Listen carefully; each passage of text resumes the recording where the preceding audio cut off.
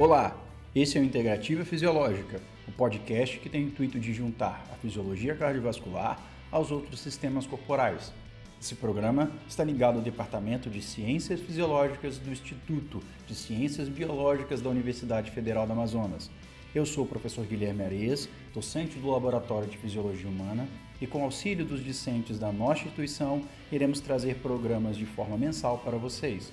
O podcast tem como principal interesse levar informações referentes à fisiologia cardiovascular, com novidades sobre pesquisa em fisiologia, fisiologia do exercício e reabilitação cardiovascular, além de divulgação científica em geral. Estaremos também envolvidos nas atividades de pesquisa e extensão dos departamentos a qual a fisiologia faz parte. Temos o intuito de entrevistar professores e pesquisadores da nossa instituição e de outras instituições do Brasil e do exterior. Este podcast é apoiado pela Proeste e está ligado aos programas de extensão da nossa universidade.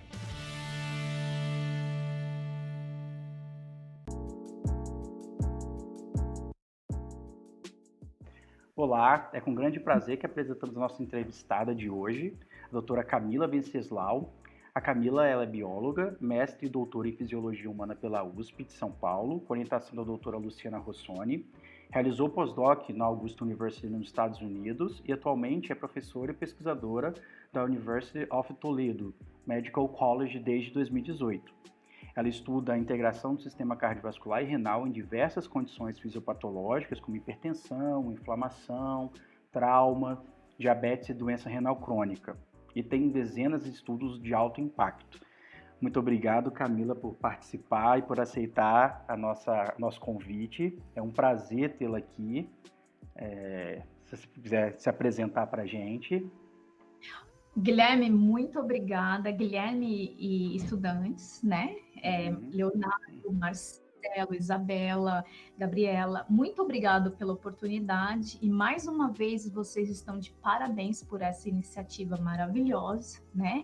E essencial nos tempos de hoje, fundamental para trazer um pouquinho a ciência para a nossa sociedade, né? E talvez ajudar a nossa sociedade a entender que a ciência ela é válida e nós temos que realmente seguir os métodos científicos, né? E ter a ciência como verdade. Muito obrigado, Guilherme e pessoal. Muito obrigado você.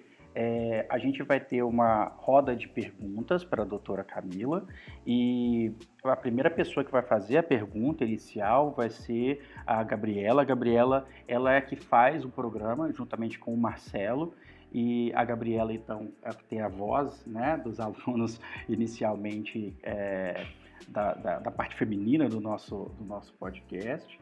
E, Gabriela, pode fazer a primeira pergunta. Se apresenta e pode falar. Oi, Camila, tudo bem? Eu sou a Gabriela e vamos lá começar, né? A primeira pergunta é por que você decidiu seguir a área de pesquisa? O que você diria para um aluno que quer seguir esse mesmo caminho, sabendo de toda a situação científica, né, que nós como pesquisadores enfrentamos? Olá, Gabriela, tudo bom? Bem, eu decidi seguir na carreira de pesquisa pelas oportunidades que foram surgindo ao longo da minha carreira, né? Como, por exemplo, quando eu estava na faculdade, né, de biologia, eu ainda não sabia o que eu iria, né, fazer profissionalmente, né? Então, eu fui conhecendo pessoas chaves que foram me apresentando a ciência em si. Por exemplo, na época de faculdade, teve uma empresa muito bacana que se chama Sakata Seeds Sudamérica, né, que é uma empresa que faz sementes, né, geralmente de hortaliças e de curcubitáceas, se eu não me engano, e que geralmente é abóbora, melão, melancia, e fazia modificação genética dessas sementes. E eu me candidatei, né, para fazer um estágio nessa empresa, e foi nesse momento que eu adorei o método científico, onde eu fui apresentada e eu vi realmente como se fazia a partir da persistência, né, de resultados repetitivos e realmente o método científico. E foi lá que eu comecei a realmente a ter um interesse. E as pessoas que estavam ao meu redor também. Logo em seguida, eu me apaixonei, né, pelo curso de Fisiologia Humana e foi aí que eu decidi, né, seguir a carreira de pesquisa em Fisiologia. Foi quando eu passei, né, no mestrado. Inicialmente, eu comecei pelo mestrado em Fisiologia Humana, como o Guilherme comentou, com a professora Luciana Rossoni, na Universidade de São Paulo. E que, a partir de então, que eu realmente me apaixonei pela pesquisa em fisiologia cardiovascular, especificamente na fisiologia vascular, onde a gente tentava entender alterações das artérias, né, diante de diferentes perturbações, como, por exemplo, elevação da pressão arterial, ou alteração na glicose, né, do sangue, situações diferentes, como que as artérias, elas reagiam em diferentes perturbações. Então, foi aí que realmente eu decidi ser uma pesquisadora. Bom, o que eu diria para um aluno que quer seguir o mesmo caminho? Bom, a ciência, né, a vida de um pesquisador, ela não é fácil, como vocês sabem, pela falta principalmente de incentivo, né, do governo. A gente precisa, não se faz ciência sem dinheiro, principalmente nos tempos de hoje, e também pela falta de conhecimento da sociedade, né? A sociedade ainda está muito distante do cientista. Então, o aluno, ele vai enfrentar esses desafios, né? Como, por exemplo, a sociedade não sabe que um pesquisador também é um trabalhador, que ele precisa pagar as contas dele, que ele precisa ter um trabalho, né? Ter um salário, me desculpa, e que tem que realmente ter investimento. Então, o aluno vai ter que ter muito bem claro que ele não vai ser rico, né? Que eu diga financeiramente, na carreira científica, e que também vai ter muitas decepções em relação a objetivos, vai ter que ser persistente, mas ao final é muito válido. A ciência, essa carreira é uma ciência muito válida, porque desde que você consiga, né, realmente seguir, né, o método científico e obter resultados, é muito gostoso, eu diria assim. Você é uma flexibilidade muito grande, é uma liberdade em relações às suas ideias muito prazerosa, né? Diferente de trabalhar, por exemplo, para instituições privadas, onde você realmente tem que seguir padrões, né? E seguir o que os seus patrões falam para você, você tem que fazer. Diferente da ciência, você tem mais essa liberdade intelectual e é prazeroso quando você consegue realmente confirmar a sua hipótese. Então,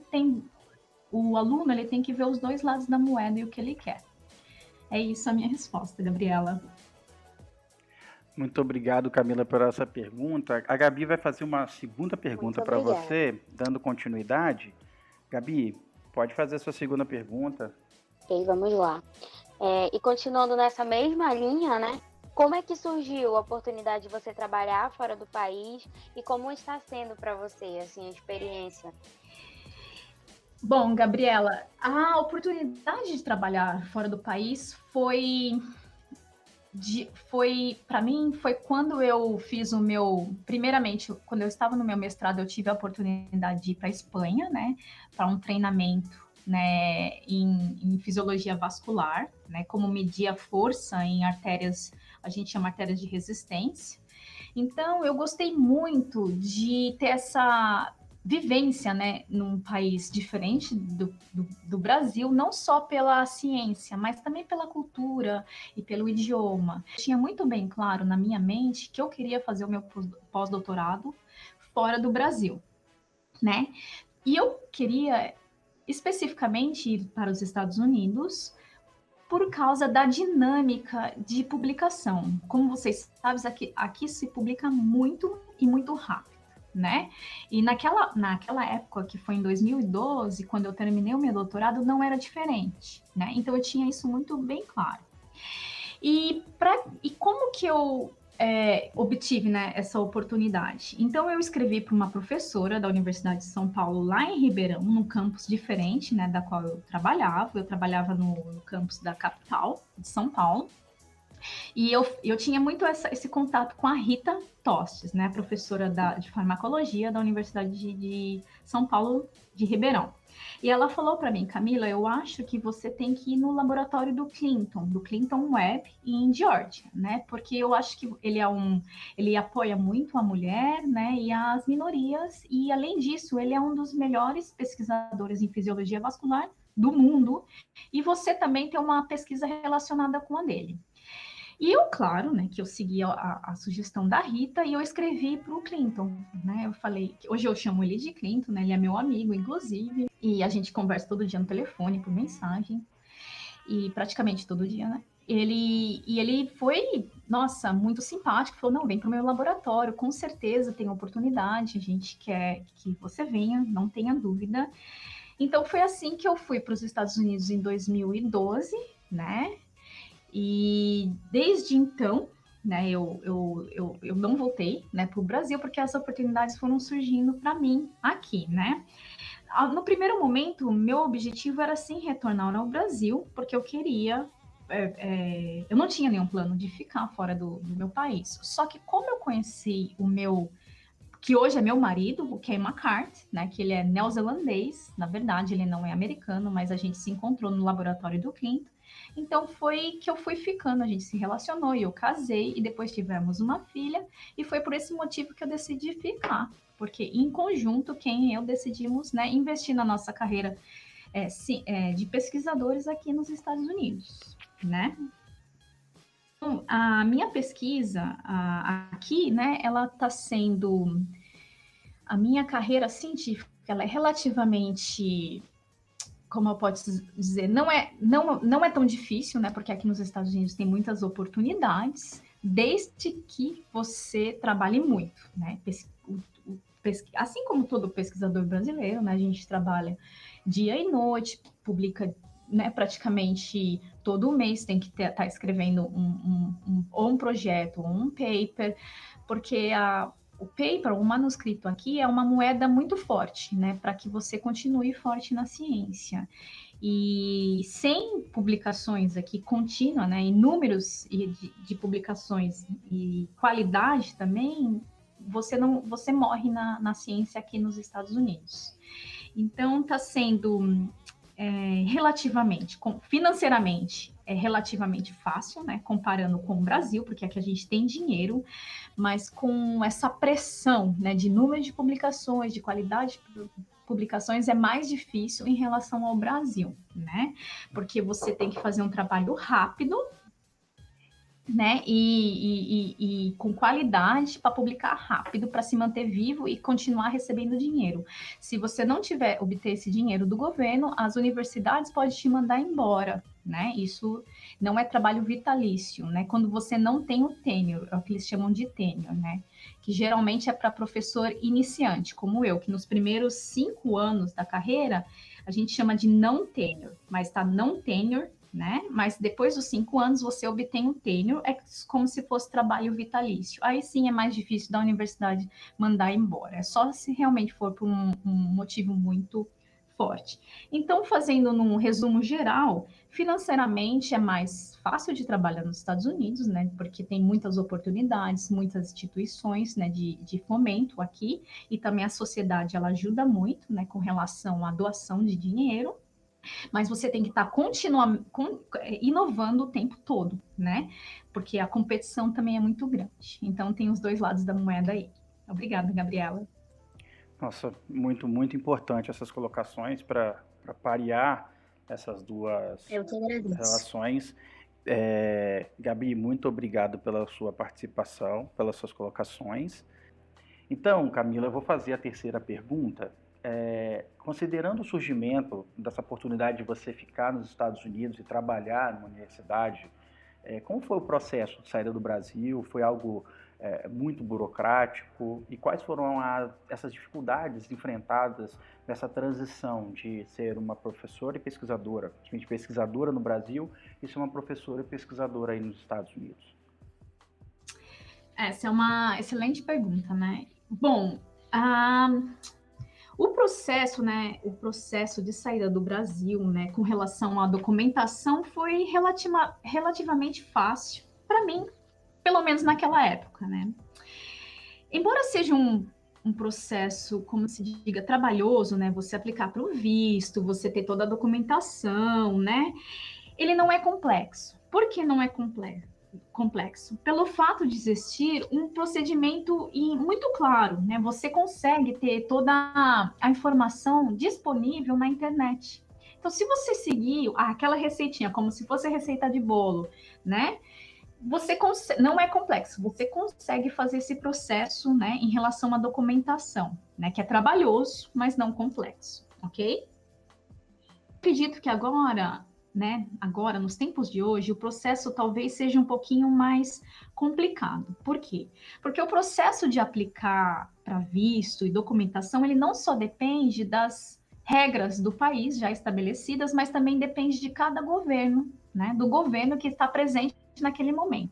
Por exemplo, na época que eu vim para os Estados Unidos, em 2012, era o governo Obama. Então, ele tinha o visto para retirar, né, ter o visto e o processo, né, do visto de trainee aqui era um pouquinho diferente do que é agora. Agora é um pouco mais difícil pelo governo ser diferente, que é o governo do presidente Trump. Então, ele tem outras, né, tipo outros documentos, outras exigências, né? Embora no geral seja praticamente o mesmo, mas modifica um pouquinho, né? Dependente do governo. E também não só como o país de destino, né? Mas também o país de saída, que no meu caso foi o Brasil, na época era do governo da Dilma, né? Que apoiava mais essa internacionalização, né, na ciência, essa para quebrar as fronteiras, né?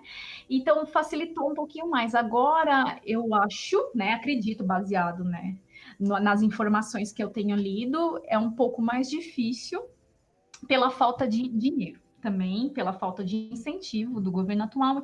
Então, depende de uns fatores, não só das regras do país que já são estabelecidas, mas depende também do governo que está governando, né, o país naquele momento, no momento que você vai aplicar para o processo, né?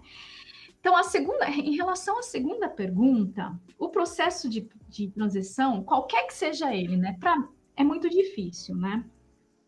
Como assim na biologia, né, você tem que sempre se adaptar, né? E o processo de adaptação, se você quiser sobreviver, você tem que se adaptar, não tem jeito. E todo processo de adaptação, ele gasta muito energia. Por quê? Porque envolve um processo de aprendizado que às vezes é muito doloroso, né? Que tira você da sua área de conforto e que te expõe ao desconhecido, né? E como, por exemplo, não só em relação à ciência, mas também ao idioma, à cultura do país, como, por exemplo, ao seu jeito de se vestir, você tem que se adaptar, ao seu jeito de comer, né? Porque você vai ser exposto a diferentes tipos de comidas, de sabores, de cheiro, né? A sua maneira de ir ao supermercado, a sua rotina toda vai modificar. Então, essa adaptação ela é fundamental para a sua sobrevivência, para o seu processo de transição, né? E com relação à ciência, quando eu era pesquisadora, a ciência no Brasil, nas universidades federais e na estadual, né, como vocês estão na federal e na estadual, de São Paulo também, ela tem uma ciência muito boa, né, uma ciência de ponta, né, relativamente, quando comparado com os Estados Unidos também. Então, a gente faz uma ciência muito boa. Então, para a ciência, essa transição não foi tão difícil, que eu acredito que não seria difícil para qualquer que seja o estudante, né, independente da Universidade Federal. O que vai ser mais fácil, na verdade, vai ser muito mais fácil, porque você vai te permitir a ter o acesso à matéria-prima, aos animais, muito mais rápido, né, pela facilidade, pelo dinheiro, pela quantidade de financiamento que as universidades, aqui pelo menos dos Estados Unidos, têm. Então, com relação à ciência, a transição foi mais fácil do que a minha transição com relação ao lado pessoal, né? E só para poder também comentar, com relação ao lado pessoal, a transição, né, essa saída do meu país de origem para um país diferente, né, ela também te traz você também tem que deixar para trás diversos fatores, se você quiser sobreviver. Um deles é a família, né? E isso é o mais pesado, deixar sua família para trás é um trauma emocional muito grande e que você tem que superar. Superar, você não sobrevive.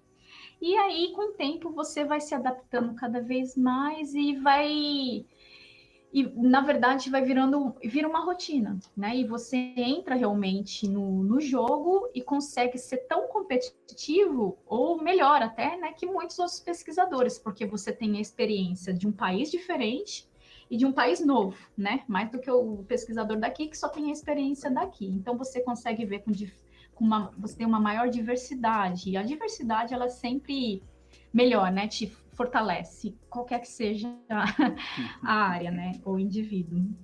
Mais ou menos isso daí, Guilherme. Nossa, eu entendo completamente o que você tem falado, porque eu fiquei um tempo, fiquei um ano nos Estados Unidos, né? Fiquei um ano em Chicago, e algumas coisas que eu percebi, que é uma próxima pergunta, e essa pergunta nem estava na lista de perguntas, eu vou incluir agora o que veio na minha cabeça. Mas uma coisa que eu identifiquei foi, primeiro, eu trabalhei muito mais do que outras pessoas dentro do laboratório. Eu tenho, na verdade, uma grande amizade com o pesquisador que eu fiquei lá, o Dr. Shane Phillips, e ele, né, ele comentava que, até falava assim, nossa, diminui um pouquinho que você está trabalhando muito e tudo mais.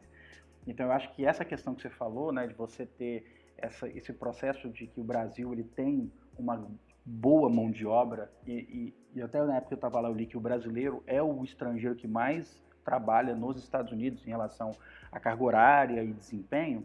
Isso é uma coisa muito interessante. Mas uma coisa que eu notei, e que essa faz parte da pergunta, é que a gente trabalha muito aqui no Brasil, mas de forma muito fechada, eu vejo, né? A gente vê processos de parcerias, mas eu não vejo o que eu vi lá. Claro que existe essa competição que você colocou, existe esse interesse de você estar sempre publicando muito, mas eu vi uma facilidade muito grande nessa questão de criar parcerias, né? Então, quando eu estava lá, eu fiz uma parceria com outro laboratório de fisiologia cardíaca da Universidade de Illinois em Chicago, e depois fez com um outro professor. Então, assim, foi feito um grande conjunto em meses, muito rapidamente, coisa que no Brasil a gente não vê. Então, diante disso, como é que é o processo de parceria seu, agora como coordenadora de um laboratório de pesquisa aí nos Estados Unidos, com outros pesquisadores dos Estados Unidos e até mesmo com pesquisadores aqui do Brasil? O que você acha em relação à facilidade, se existe, né, interação entre o Brasil e Estados Unidos, e como que é dentro do próprio Estados Unidos? Sim, Guilherme, eu concordo com você. A colaboração, né, ela é essencial. É um dos fatores importantíssimos até para a sobrevivência do pesquisador aqui nos Estados Unidos, né? Pelo simples fato de também ser uma das exigências até das instituições de fomento, né? Essa divisão de recursos, você tem que, se você compra algum equipamento pelo dinheiro, por exemplo, da NIH, que é a maior instituição de fomento daqui, você é obrigado a dividir, né? Você deixar os seus colegas a usar, né? Claro que dentro né? Seguindo legalmente, né? Mas, então, isso é muito importante. E eu acho que quando eu estava lá em São Paulo, a gente estava também caminhando a passos largos no mesmo sentido, né?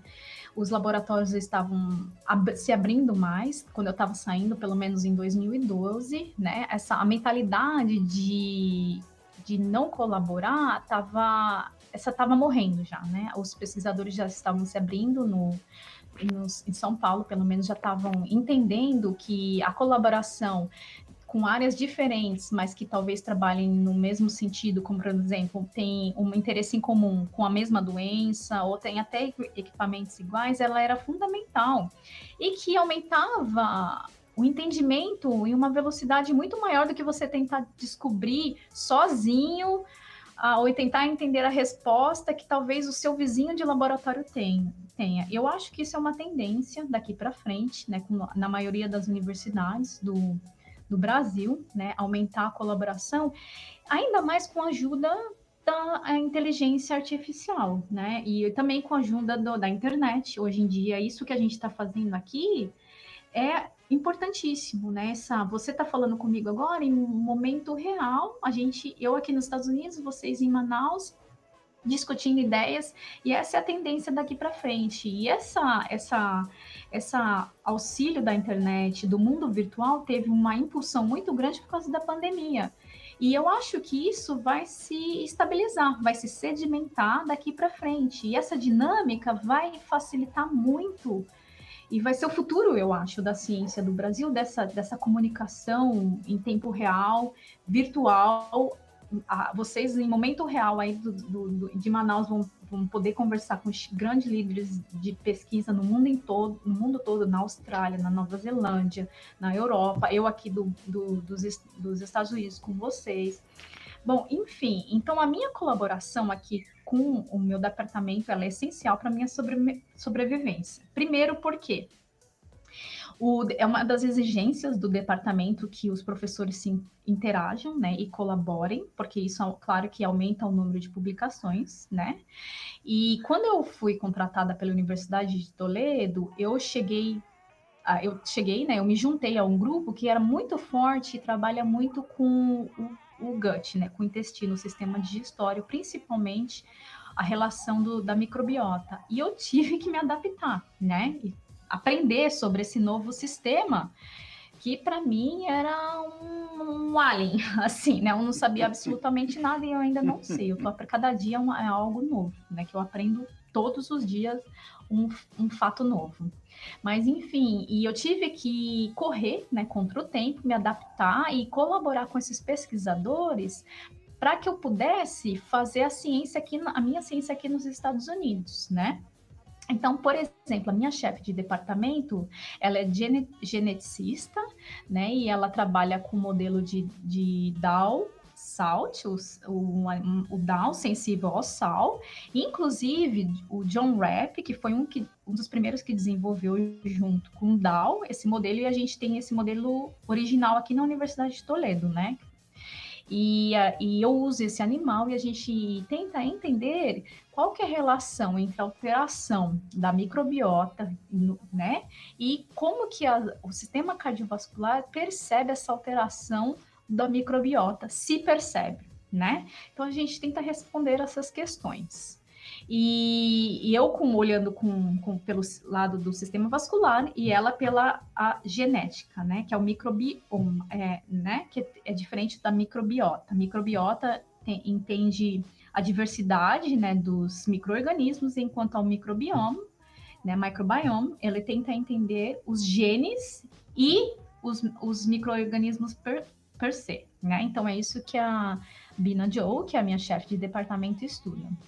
Enfim, então eu tenho, claro que eu ainda tenho a minha linha de pesquisa na hipertensão e alterações do sistema vascular, mas eu também tenho esse braço agora, tentar entender como alterações vasculares ocorrem na presença ou na ausência de fragmentos que vêm do intestino, né? Se ocorrem alterações vasculares ou não, e se essas alterações ocorrem, podem levar a doenças crônicas, como a hipertensão arterial. Enfim, essa colaboração, então, ela está sendo essencial para mim e para o meu crescimento aqui, né? Até para eu poder pegar o meu tenure, né? Como eu falei, aqui nos Estados Unidos, a carreira do professor, inicialmente, ela não é vitalícia, né? Então, você tem a carreira do professor pesquisador é dividido em 3 etapas, que é a primeira etapa é o Assistant Professor, que é o professor assistente, é onde eu sou agora, que é de 5 anos em média. Aí você vai para a segunda etapa, que é Associate Professor, e nessa segunda etapa você tem que pegar o seu tenure. Para ir para Associate Professor, você tem que pegar o tenure que te garante o trabalho vitalício, né? E para pegar esse tenure, você tem que ter desenvolvido a sua própria ciência, né, independente, colaborado com o departamento, ter que ter dado algumas aulas, né, enfim. Então, é um conjunto de fatores que o processo, né, para pegar o tenure as pessoas que vão avaliar o processo para pegar o tenure vão decidir se você está que é qualificado ou não para ir para o próximo passo. E depois do Associate Professor, você vai para o Full Professor, que é como se fosse o professor titular no Brasil. Né? Então, é mais ou menos a carreira do pesquisador aqui é dividida em 3, e qualquer que seja o nível, né, a posição do professor, ele tem que colaborar, né? Porque a exigência de manter uma pesquisa de qualidade e competitiva aqui é muito grande. Então, sem a colaboração, não há sobrevivência. É muito difícil, a não ser que você tenha muitos projetos que é fomentado, né, que tenha dinheiro da NIH, que você consiga fazer absolutamente tudo independente. Mas mesmo assim não vale a pena. É sempre bom discutir ideias com pessoas com visões diferentes, que isso simplesmente enriquece, né?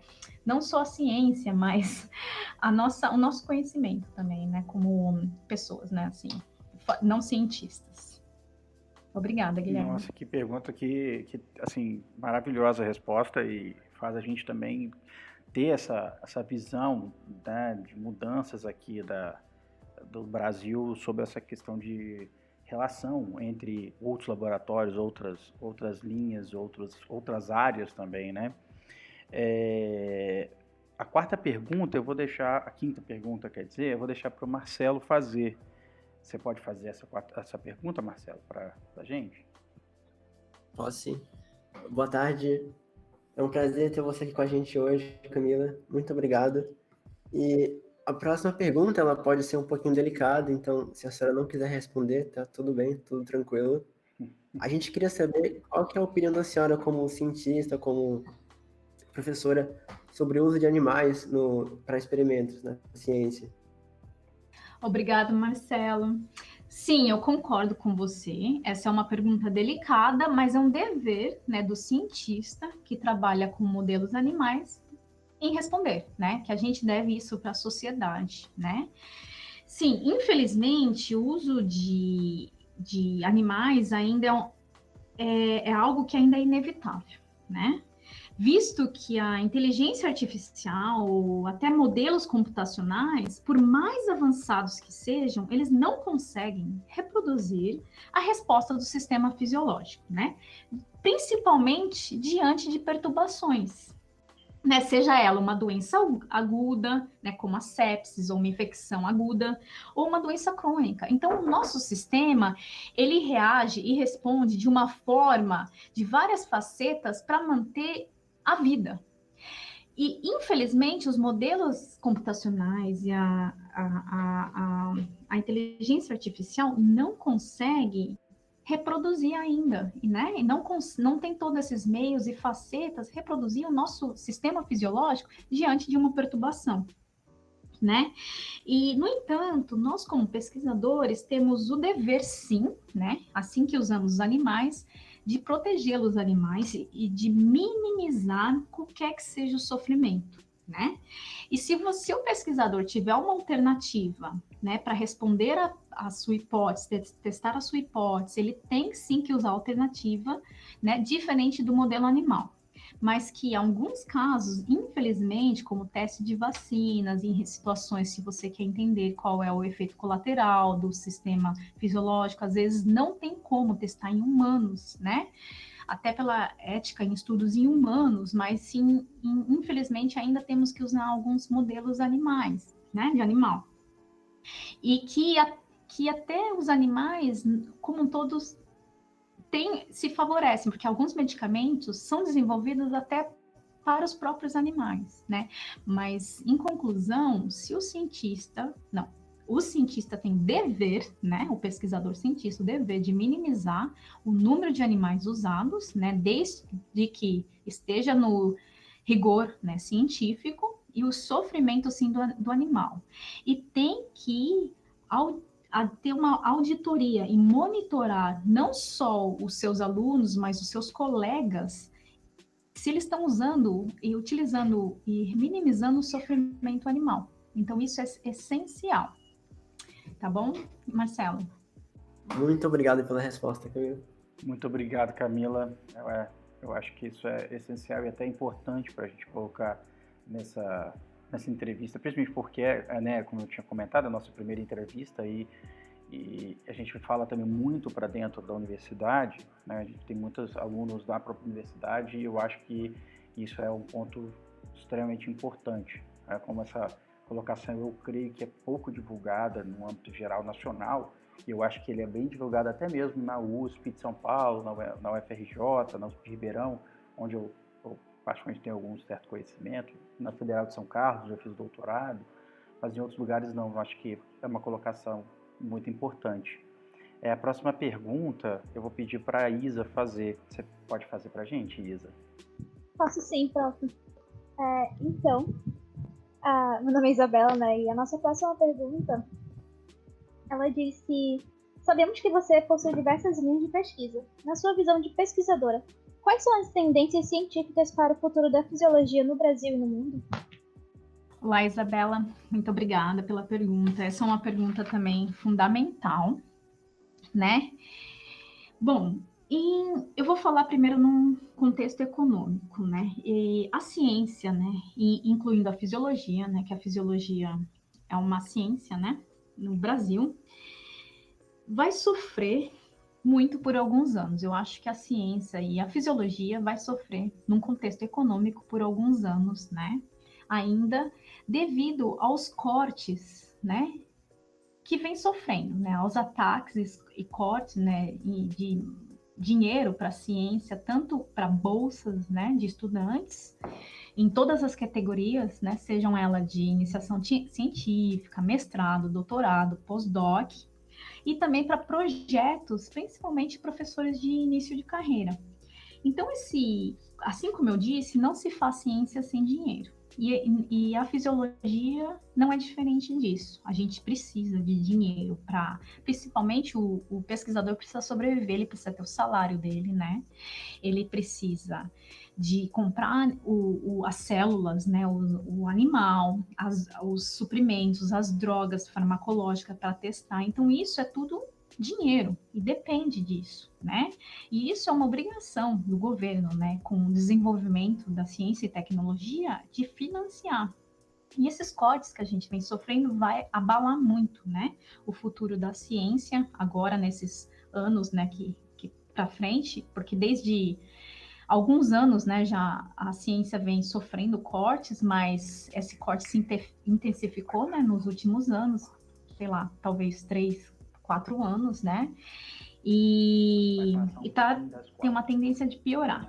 Então eu vejo uma redução muito grande, tanto no número de publicações quanto na qualidade, né, assim, de publicações e inovação, né, vindo da fisiologia, né, porque infelizmente depende diretamente de dinheiro, né, e também porque o número de estudantes interessados na área vai reduzir, né? Porque eles não tem como exemplo, né, cientistas, e porque cientistas, os alunos veem que os cientistas sofrem todos esses ataques, e eles não querem ir seguir os mesmos passos, então eu acho que a gente tem um futuro um pouquinho difícil, né? Que eu diga assim, em 5, 10 anos, um pouquinho difícil para tentar recuperar, né, o que estão fazendo com a gente hoje.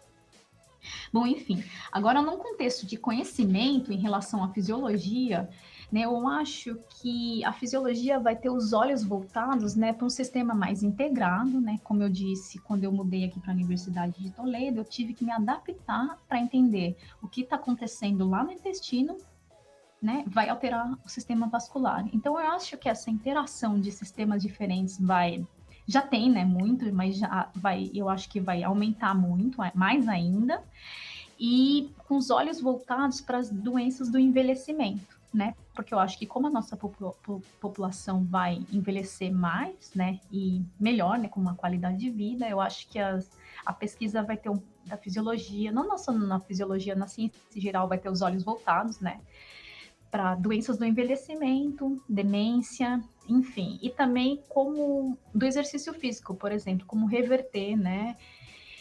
E eu acho que, além disso, também, né, a fisiologia vai também mudar um pouquinho, né, na cara dessa colaboração, como a gente havia comentado. Por quê? Porque a pandemia forçou os cientistas, né, em toda a sociedade a utilizar muito a internet. E os cientistas viram, né, que o uso de reuniões, de apresentações virtual, né, feita pela internet, é possível. Isso acelera muito o conhecimento. Então, vocês, por exemplo, vão ver palestras em tempo real acontecendo lá na Inglaterra, com resultados no sistema fisiológico em tempo real.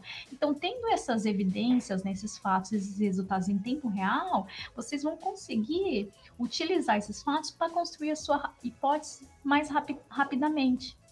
Né? Mesmo tendo uma dificuldade financeira, enfim, mas pelo menos, vendo por outro lado, esse surgimento, né, utilizando essa ferramenta da internet de reuniões virtuais, palestras, seminários, conferências, né, utilizando a internet, vai facilitar, de alguma forma, pelo menos, a adquirir uma informação mais rápida, né, na ciência e também pela fisiologia. Então, eu vejo como um lado positivo, né, o uso da internet, do sistema de comunicação, né, virtual, é um lado positivo para as ciências, principalmente universidades que estão mais distantes, né, o que reduz, né, a localização, dificulta um pouco a colaboração, então isso vai facilitar um pouco.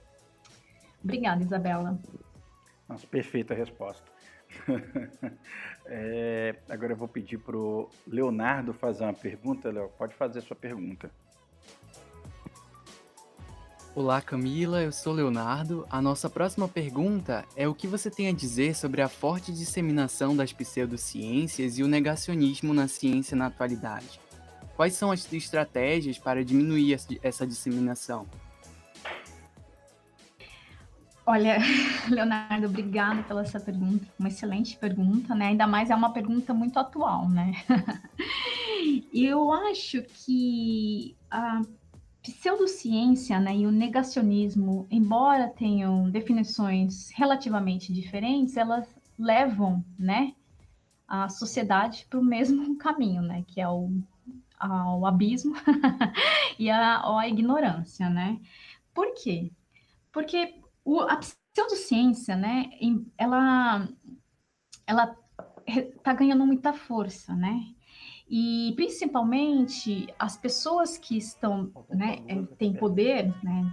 Vou dar um exemplo de governo, né? Independente de que seja governo, né? Hoje em dia elas vão à frente, essas pessoas vão à frente da câmera, da TV e dizem o que elas querem, sem evidência ou sem ser baseado no método científico. Então elas falam o que elas acham, elas falam baseado na opinião delas, o que elas leram do WhatsApp ou informações que sem buscarem a fonte e sem no método científico, sem ter evidência alguma ou sem realmente carece de prova ou plausível, né? Então, opinião não é método científico. Né? Então, pseudociência leva a uma desinformação e pode levar até uma guerra civil, né, de uma sociedade, né? Leva uma sociedade ao abismo, assim como o negacionismo da ciência. Né? Então, a crença, o mito, isso não é ciência. A gente realmente tem que... O cientista, né, para que ele possa diminuir, né, essa desinformação, né, ele precisa sair da sua zona de conforto e ir para a sociedade, mostrar para a sociedade que a ciência, que ele é um cientista, que ele é uma pessoa, que ele é real, que ele faz ciência e que isso que a sociedade pode usar o cientista, tem que acreditar no cientista em seu benefício. Entendeu? Eu acho que o cientista ele tem que disseminar mais, né, a importância da ciência em qualquer que seja a área, porque senão a pseudociência, não, essa desinformação, as pessoas falam que elas acham, elas vão ganhar uma força e isso vai levar a anos de atraso na nossa sociedade, em qualquer que seja o caminho, né? E ao abismo, infelizmente. Muito obrigado, Camila. Eu vou pedir para a Isa fazer a próxima pergunta para você. Isa, pode fazer a pergunta? Com certeza. Camila, a gente sabe que provavelmente muitos alunos vão ficar interessados na questão que a gente está discutindo, né? E que isso irá despertar em muitos deles o interesse nessa área de pesquisa. Então, qual é o país que você indica para as pessoas que estão interessadas nisso? Essa é uma excelente pergunta também, Isa. Bom, eu não sei se eu indicaria o país. Eu tentaria buscar primeiro a linha de pesquisa, né? Se você já, por exemplo, se você faz iniciação científica ou o aluno faz iniciação científica em determinada área e ele quer continuar naquela área, ele tem que procurar, né, o pesquisador que trabalhe naquela área. Então, vamos supor, aí esse pesquisador vai estar em diversos, ele pode achar diversos pesquisadores em diferentes países. Aí o segundo requerimento, talvez, né, dele, né, pessoal, ele tem que ver qual país, né, se ele consegue falar o idioma, por exemplo, se é o inglês, né, se ele pode ir para os Estados Unidos ou para a Inglaterra, né, embora o inglês fale na maioria dos países, principalmente na ciência, né, mas, por exemplo, se ele quer ir para o Canadá, na parte francesa, né, que fale o francês. Então, depende das características do pesquisador, né, e da cultura do país em questão. Então, primeiro, eu talvez procuraria o pesquisador, né, que trabalhe na mesma área que ele quer, se ele quer continuar ou não na mesma área. Aí, segundo, eu iria avaliar as características do país, como o idioma, a cultura, né, depende, né, às vezes você é um país mais conservador ou menos conservador, então isso tudo tem uma influência muito grande, né, e claro, né, se tem apoio à ciência, né, então são várias questões, mas primeiramente eu sugeriria ao aluno procurar um pesquisador que trabalhe na linha de pesquisa que ele quer desenvolver. É isso aí. Obrigada, Camila, pela resposta. De nada. Agora a gente vai fazer a última pergunta. Quem vai fazer vai ser o Léo. Camila, seguindo essa linha de raciocínio, a nossa última pergunta é qual o seu conselho para o acadêmico de iniciação científica que sonha em publicar os artigos completos em periódicos científicos? Leonardo, essa é também uma excelente pergunta, né? E fundamental. E eu acho que ela se relaciona muito, né, na verdade, com a pergunta, com a questão da pseudociência e do negacionismo, né? Eu acho que o aluno de iniciação, ele tem que, para começar, né, para publicar, né, um periódico científico, né, e não só em quantidade, mas com qualidade, ele tem que buscar um método científico, ou ir ao sentido contrário da pseudociência, o de negacionismo, né? E como fazer isso, né? Assim que ele se juntar a um laboratório, né, dependente, e ele encontrar, né, ele gostar do laboratório, tanto do ambiente, como do chefe de laboratório, dos companheiros, ele realmente gostar do ambiente da pesquisa, a primeira coisa que ele tem que fazer, né, é aplicar um método científico. Como que se faz isso? Primeiro, ele tem que pesquisar na linha de pesquisa que ele quer desenvolver. E para fazer isso, a ferramenta mais poderosa do mundo é a informação, que a gente encontra isso no livro, né? E o livro, todo aluno tem acesso, graças a Deus, né? E também, hoje em dia, a gente usa muito a internet, né? Claro que baseado em fontes confiáveis, né? Em fontes que sejam verdadeiras. Então, utilizando essas ferramentas, o livro, a informação e a internet, ele vai procurar gaps, né, da informação, do conhecimento daquela área. Por exemplo, vamos supor que ele trabalha na área de inflamação, né? E ele passou a ler muitos artigos científicos com inflamação no sistema cardiovascular. E ele né, percebeu que aquela área tem uma falta de informação muito grande ainda na resolução da inflamação, né? Que a resolução da inflamação é o que para a inflamação, né?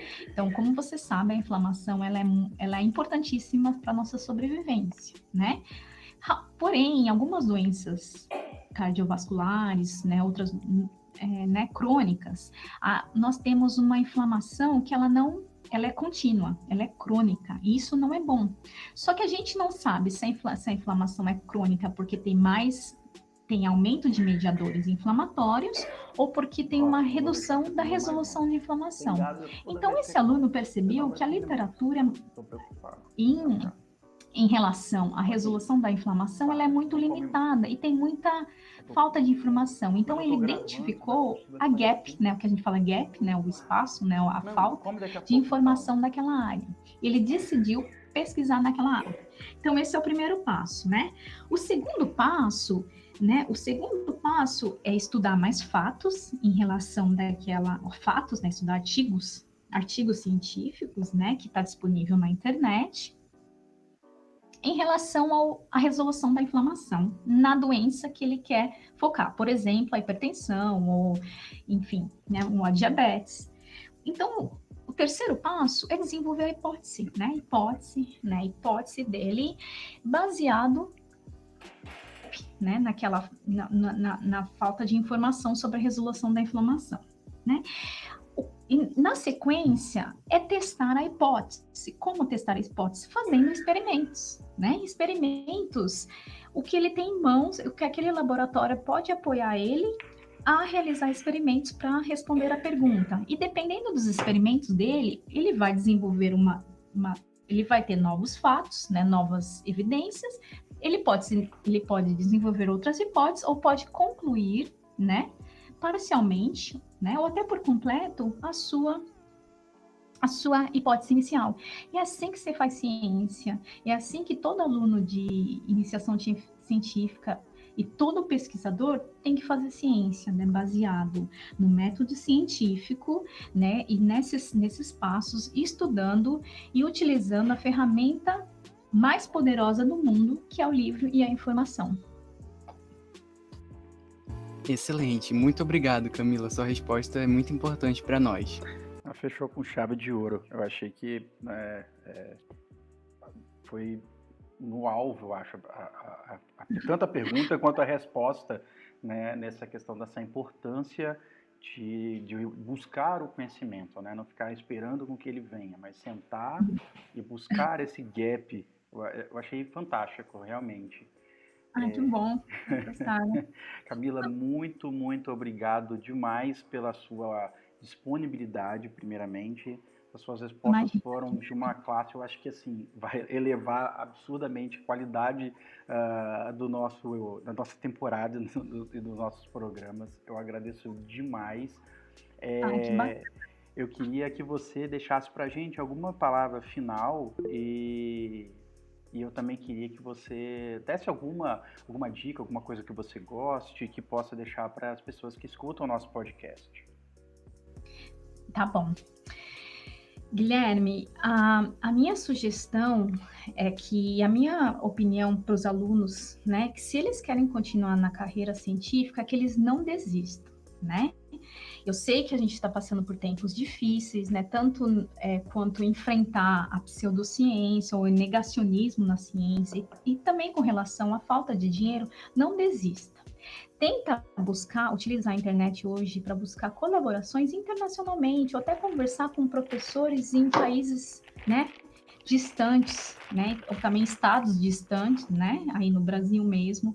Não desista, né, persista. Na ciência, a persistência, ela é a chave, assim como a colaboração, ela é a chave para o sucesso. Não é fácil, né, toda área, né, também tem dificuldade, mas a ciência, ela depende muito, única e exclusivamente, né, do apoio financeiro do governo, né, e que a sociedade, ela entenda também, apoie a gente. Então, não desista.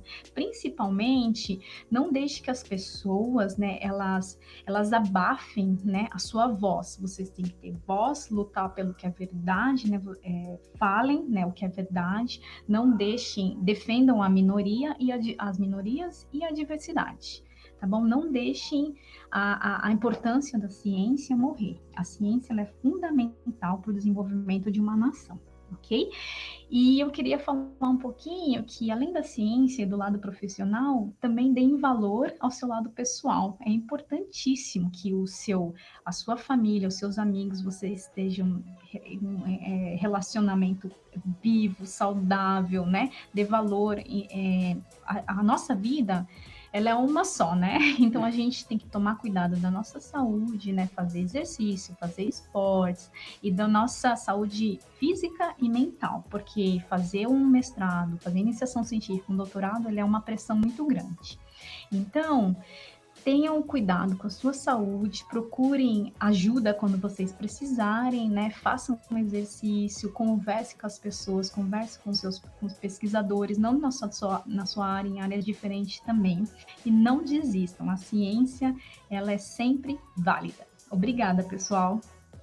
Muito obrigado. Obrigado mesmo a todos os alunos que compareceram para fazer as perguntas para Camila. Camila, tenha um excelente e sucesso na sua caminhada, tá bom? E muito obrigado mesmo pela sua disponibilidade. Obrigada, Guilherme, pessoal. Um abraço enorme.